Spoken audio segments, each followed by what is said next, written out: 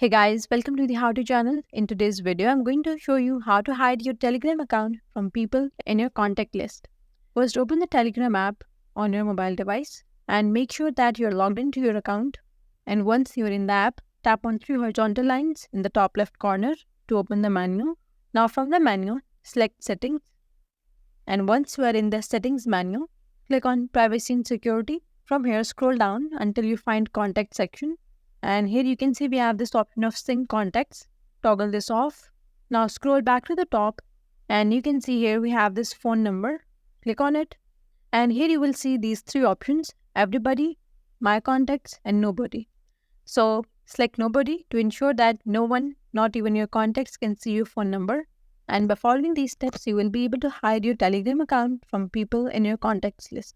And that's all for today's video. Thanks for watching. And please do not forget to subscribe the How To channel.